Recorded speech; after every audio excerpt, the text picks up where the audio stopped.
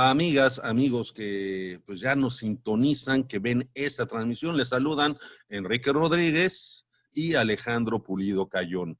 Estamos ante una encrucijada. Si nosotros fuésemos cronistas deportivos, reporteros de deportes, y quisiéramos hablar de fútbol americano, pues nos chingamos. Vamos a tener que hablar de béisbol.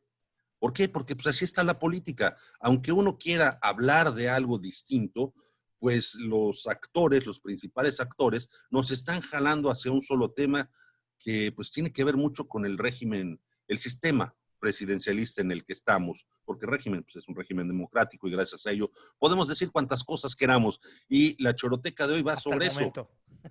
Y la choroteca de hoy va sobre eso. ¿Qué decir cuando no hay nada que decir? Pues decimos todo. Escúchenos. First of all, what went through my mind is how stupid am I to actually volunteer for this?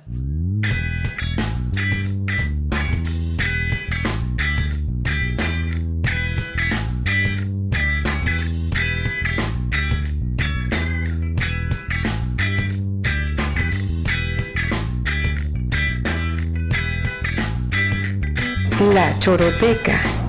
Más allá del verbo, la choroteca.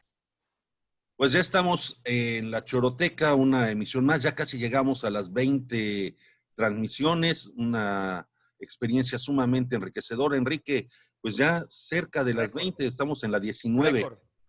Pues para nosotros que nada más hacíamos 3. Hacíamos 3. Es importante que la gente sepa eso, ¿eh? Para quienes dicen, no, por la pandemia. La pandemia tuvo que ver, pero nosotros, revisen ahí en SoundCloud, habíamos hecho intentos de lanzar podcast hace, ¿qué? ¿5 años, Alex? Por lo menos 4. Por lo menos 4, o sea, que no es algo nuevo que se nos ocurrió porque se puso de moda. No. Nosotros ya habíamos intentado sacar podcast y por distintas razones de él o mías, no lo habíamos podido llevar a cabo. Pero bueno, para nosotros es un récord, el conteo de los 20. Y sobre todo agradecer a quienes en redes sociales. Muchas gracias a quienes comparten y les gusta. Y además también nos retroalimentan, ¿no? Hemos recibido comentarios. Sí, tenemos ahí nuestros fanses, nuestras fanses. Muchas gracias a ellas, a ellos que están ahí atentos a pues cualquier cosa estupidez que queramos decir. Y bueno, Enrique, pues estamos sin tema. ¿Cómo la ves? ¿Cuál es el tema de no hay tema? No hay tema. Algo había leído, que incluso tú me mencionaste que es un recurso a veces. Pues tú me decías periodístico, pero yo no creo que sea periodístico nada más. Es un tema de académicos, de políticos, no tenemos tema, entonces vamos a hablar que no tenemos tema y por qué no tenemos tema, ¿no? Entonces, ¿qué es lo que pasa? Un poco rápido, para que la gente sepa. Nosotros cada vez que vamos a grabar, un día o no sé, horas o previamente a grabar, más o menos medio platicamos por encima sobre qué puede ir nuestro tema.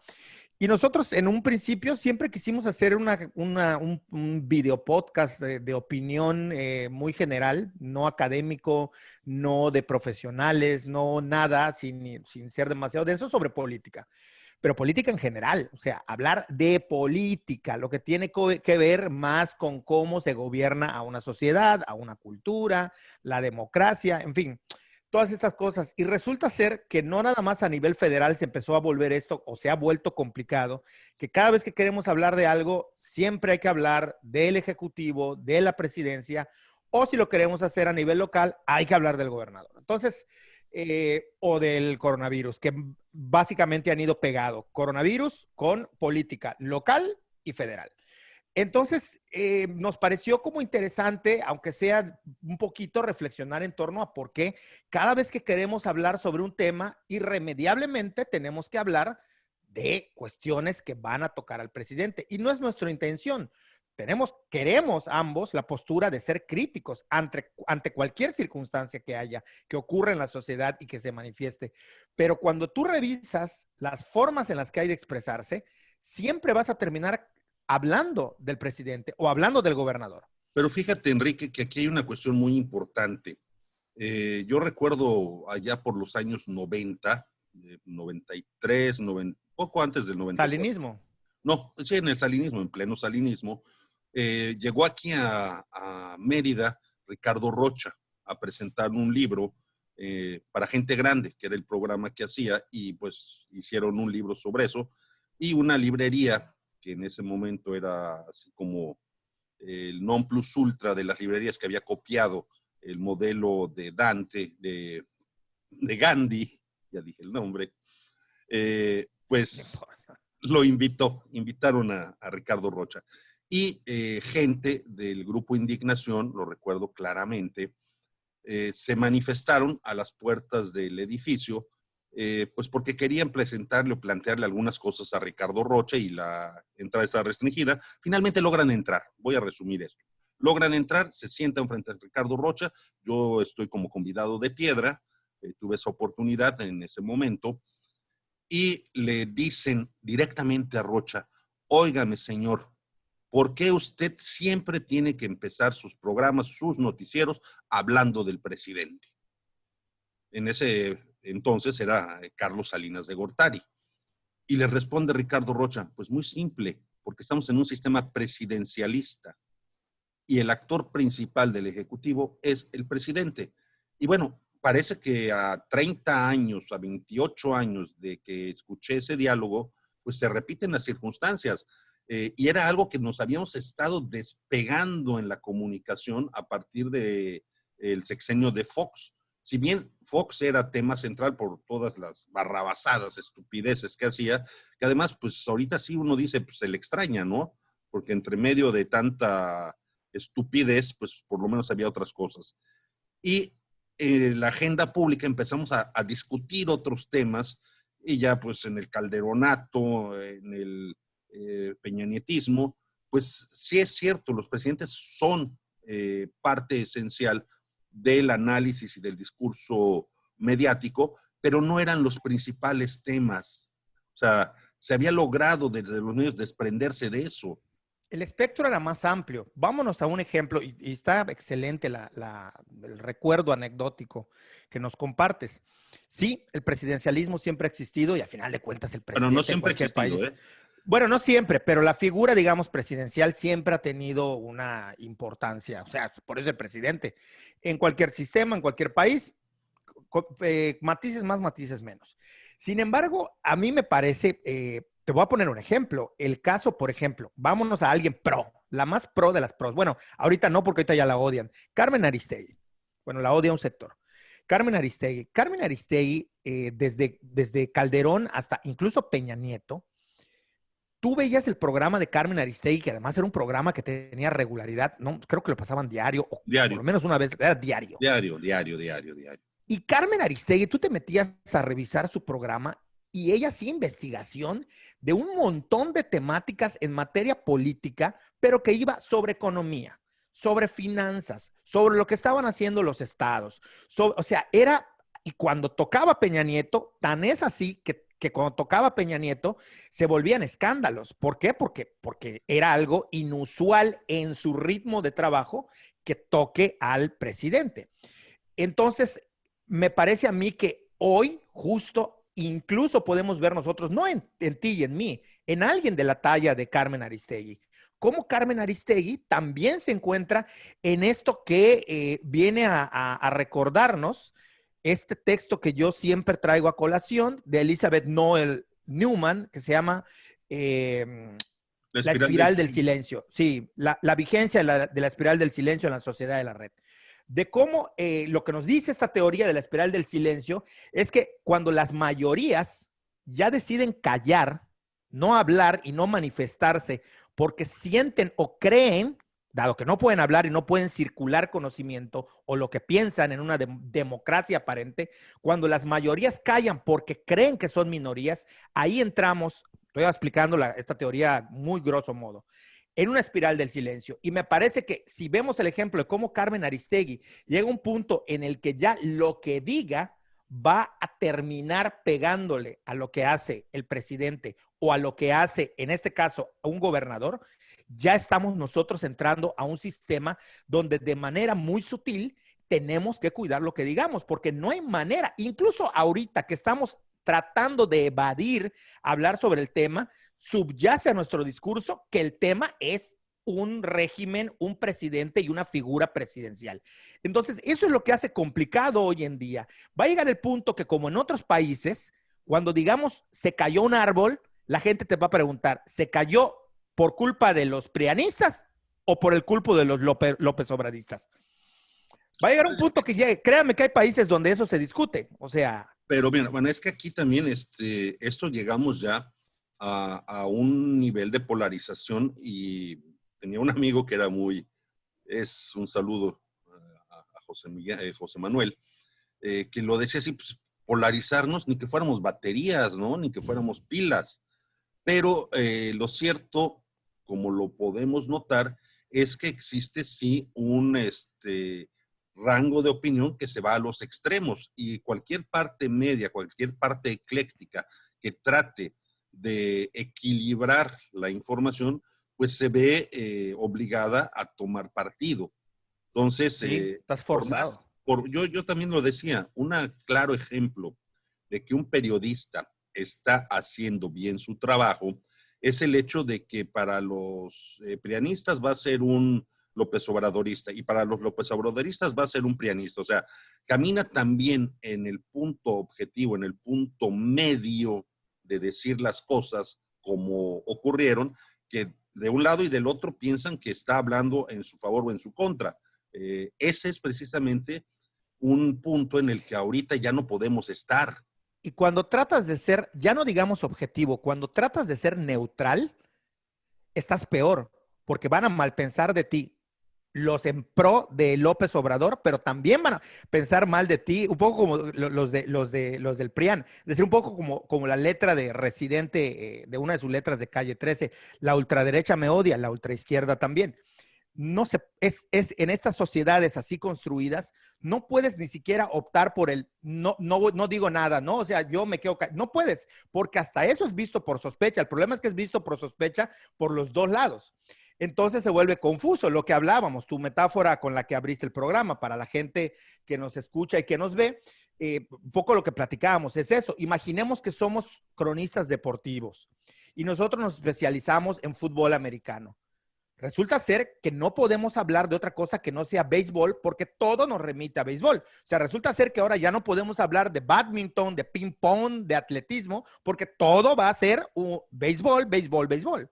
Es como que si dijéramos, ¿no? Y en el fútbol americano tiró el ovoide. ¿Y qué tipo de bat utilizó para pegarle? Exacto. ¿Y por qué no tiene una pelota de cuero y no, de dura, de spoiler? O sea, ¿qué casco utilizó? ¿Por qué trae cerrado y por qué no trae el otro casco? ¿Qué me estás ocultando? O sea, que quiero hablar de fútbol americano, pero entonces hizo la seña el catcher, robó la seña, vamos a empezar a especular. Entonces dices, diablos, en el fútbol americano se permite robar señales. Ah, no, pero aquí no, porque somos honestos. O sea, se vuelve una ridiculez al grado que tú y yo nos sentamos, ¿de qué vamos a hablar? Que no toque y la gente eso, no diga, es que son anti-AMLO, es que son anti-Vila, es que no. Pero es que fíjate que ahí está el detalle, Enrique. Yo lo veía, ¿no? O sea, dije, bueno, vamos a hablar de otra cosa. Y sí, podemos hablar de otra cosa. Podemos hablar de muchas otras cosas que nos van a remitir de alguna manera a nuestra realidad, porque nuestra realidad social, nuestro entorno, el ambiente en el que estamos viviendo es este. Entonces, en un análisis que queramos hacer, pues vamos a llegar a esto, ¿no? Y te voy a decir por qué. Porque pues, si nuestra especialidad son las redes sociales y nuestra especialidad es la comunicación en red, bueno, es como tu análisis del discurso. Tu especialidad también, el análisis del discurso, que incluso ahí hay seminarios que estuvieron haciendo. Sí. Vamos a terminar en esta cuestión de cuáles son los trending topics. Y yo ayer dije, pues vamos a ver trending topics de cuáles son los temas que se están discutiendo en la red. Y resulta que el tema que se estaba discutiendo en la red era lo del famoso INSABI, que tenía que ver con el avión, que no es una rifa de un avión, o sea. Sí, claro. El INSABI compró 15,765 boletos de la rifa para donarlos a un sistema de salud de Tabasco. Entonces, es cuando dices tú, a ver, aquí como que hace cortocircuito todo. ¿Por qué? Sí, porque es que tú dices, primero organizan una rifa para que se vaya un avión, que después no pueden dar el avión porque el avión no les pertenece. Después, como la rifa no les funciona por pandemia o no quieras una pandemia, dicen, pues vamos a vender boletos masivamente, pero el objeto de la rifa es darle dinero al sector salud. Y resulta, y particularmente al Instituto de Salud que crearon en lugar del Seguro Popular, al INSABI. Y resulta que el beneficiario dice, pues espérenme, yo les he hecho la mano con 8 millones de pesos, que son el equivalente a los 15,000 boletos y cacho, pues para que se lo demos a otro sistema de salud. Güey, Sí. algo no me cuadra. ¿Y cómo no quieres hablar de una estupidez de esa magnitud? Claro, hay gente que dice que está bien lo que están haciendo. Bueno, pues tendrán sus argumentos. Mi argumento es que es un despropósito. O sea, es un despropósito porque si tú, Enrique, vas a ser el beneficiario de mi rifa, pues ilógico sería que tú me digas, bueno, Alejandro, te voy a dar una lana para que tú, pues, te voy a comprar unos boletos que me van a beneficiar a mí. O sea, güey, Chespirito queda pendejo. Sí, totalmente. El problema con el tema del avión, hay muchos, pero digamos que el que estás tocando ahorita, el tema del avión, es que el tema del avión se ha retorcido tanto su discurso, que si es rifa, que si es no rifa, que si es de la presidencia, que si es rentado, que si está pagando, que llega un momento en el que el discurso ya se vuelve una sopa de letras, donde justo lo que están tratando de provocar es que no tengas manera de argumentar algo sólido porque está todo arenoso. Esa es la idea. Es cuando ya entramos. Revolvamos esto a tal grado que la gente ya no sepa, o la cansas y la agotas de la discusión, o la gente ya no sabe de qué se habla. Entonces, todo tiene que ver también, pues, bueno, no también, sobre todo con las redes sociales. Lo de los trending topics también es lo mismo. No sé, tendencia, payaso. Entonces, gracias a que hay algunos buscadores que te ayudan a entender dónde surgió y por qué es tendencia payaso, si no, mucha gente empieza a usar payaso de broma para insultarse. ¿Qué es lo que hace esto? Que parece inocuo, parece inofensivo, parece ingenuo. Ay, me cuelgo a la tendencia payaso y le digo payaso a mi primo en redes. No, lo que ocurre es que vas inflando la tendencia y la vas manteniendo por más tiempo. Y esta es una estrategia para hacer que las tendencias permanezcan. Es decir, que quien usa la tendencia crea que no tiene un matiz político y la use para que esto aumente. Cuando te das cuenta, ya reaccionas. A mí me ha pasado varias veces. Me mandan invitaciones, un grupo de memes. Entro, ¿no? Pues son memes. Está chido, son memes. A todo mundo le gustan los memes. Y entro al grupo de memes, jajaja, jijiji, jajaja, y de repente, ay, Dios mío, empiezo a ver que la cosa estaba plagada de gente que cree que el que no piensa como ella está mal, y normalmente estos son los que se autodenominan como de izquierda. Pues ahí te vas, adiós, goodbye, delete. O sea, me salí, porque no puede ser posible que como testigo de Jehová, perdón para los testigos de Jehová, pero esa es una estrategia de las religiones, yo te digo que te estoy presentando un estilo de vida y no una religión, pero al final si no terminas yendo a mi iglesia y pagando diezmo, entonces no funcionas. Entonces aquí te vendo que te estoy invitando a una fiesta, pero si al final no terminas saliendo de esa fiesta convencido de lo que yo creo, pues te tendí una trampa y entonces eres malo, ¿no? Entonces ahora ya tengo todo para jugarte como malo. Es una de las estrategias precisamente de las sectas. O sea, cuando hablamos de movimientos sectarios, es lo que hacen, ¿no? Finalmente, convencer o imponer una ideología. Y a través de engaños, o a través de cosas que no son. Ven a mi fiesta y en realidad te quiero vender un producto, o te quiero vender algo. Hay una película muy interesante que protagonista Philip Seymour Hoffman con Joaquín Phoenix, se llama The Master, que habla sobre el origen de la cientología, de la cienciología. Sí, entonces, sí. Quien quiera indagar en el tema, ahí se las recomiendo. The Master, una película muy cruda, muy dura, pero muy buena. Y explica todos estos mecanismos de los que estás hablando. Yo te arropo, te quiero, pero te voy convenciendo de otras cosas, que es también muy propio de los regímenes autoritarios. O sea, un régimen autoritario no lo comprendo que se pueda crecer, establecer, sin la complicidad y ayuda de quienes vigilan el discurso. Ahorita precisamente estoy leyendo el cuento de la criada Y a diferencia de la serie televisiva, que a mí me gusta mucho la serie televisiva, en el libro, Margaret Atwood lo que hace es irte exponiendo gradualmente cómo se fueron coartando, coercionando las libertades hasta lograr transformar una sociedad democrática en un régimen distópico, autoritario, misógino, en el cual la opresión tiene una carga brutal que recuerda a las cargas brutales que había en el estalinismo, por decir uno, porque también podemos hablar de los regímenes democráticos en ya me regañó aquel teléfono. Perdón. De los regímenes democráticos que cayeron en dictaduras. Las dictaduras de los 70s eran esas mismas características. Entonces, finalmente combinan estas cosas de la espiral del silencio con las tendencias que ya tecnológicamente están incidiendo precisamente para moldear el pensamiento social y moldear precisamente la cultura, que tiene un referente muy fuerte en la figura del presidente, que es lo que finalmente dicta y determina el orden del discurso, sin recordar a Foucault. No, sí, va en la línea de lo que dice Foucault. O sea, el discurso que al final de cuentas se ejerce desde el poder y que por ello se logra legitimar, crea ese orden del discurso, entre otras cosas. Pero quisiera tocar dos temas para pues estamos de salida, cerrar esta idea. Una es el hecho de que, por ejemplo, Héctor Suárez, su programa de crítica política que tenía, esto lo tenía desde, ¿qué? Los 80s. Y el programa de Héctor Suárez, tú lo podías poner después con Fox y funcionaba, después con Calderón y funcionaba, después con Peña Nieto y funcionaba, pero hoy lo pones y no funciona.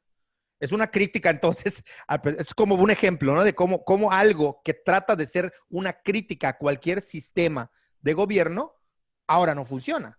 Entonces, no funciona porque no gusta que algo resulte crítico o altisonante para quien está gobernando hoy en día, pero sí funcionó para los otros presidentes. Pero ¿no? fíjate que esto no operaría sin, insisto, la complicidad de muchas Totalmente. Es la gente la que lo está haciendo. Eso se dio gracias a Internet. Y cuando la gente diga, es que, por ejemplo, en Estados Unidos, es que a través de la manipulación que se hizo de la data y que Trump llegó al poder por esa manipulación, no se olviden que el primer estudio de cómo se utilizaron las redes sociales para ganar una presidencia fue con Barack Obama. Así de sencillo. Y bueno, si bien las redes sociales ayudan, pues también movilizan. Hay gente que dice, es que no se van a movilizar. Pues sí, sí hay movilizaciones desde las redes sociales para uno u otro lado. Y bueno, ya estamos, Enrique, en el último trimestre de 2020, el mítico, ya apocalíptico 2020, de cara al 21 que tenemos elecciones y vamos a ver qué pasa. Pues yo por mi parte, yo creo que estos temas que no tienen tema, pues nos llevaron a esto. Y nuevamente, pues yo agradezco a quienes nos siguen hasta este punto, a quienes llegan a... Hablaremos sobre esquites en los próximos episodios. Si son vaso con elote o son esquites, si la quesadilla lleva queso. No lleva taco, maestro. Vamos a terminar. Vamos a hablar de... A ver si no nos dicen que nuestra forma de agarrar el taco es de izquierda o de derecha, güey. O sea, ya. No, déjate eso. No. Si vamos a hablar de este programa que salió sobre la cocinera de ahí de Jack Shuna, también vamos a terminar embarrados en política. Siempre yo comenté eso y terminé embarrado, pero bueno. En fin, pues se despiden de ustedes Enrique Rodríguez, Alejandro Pulido Cayón. No se olviden darle share, like, suscríbanse. En YouTube, en Facebook. En Facebook, en todos lados. Bueno, muy pronto. Si quieren. Y muy pronto tendremos, lo venimos prometiendo, transmisiones en vivo. Chao. Hasta luego.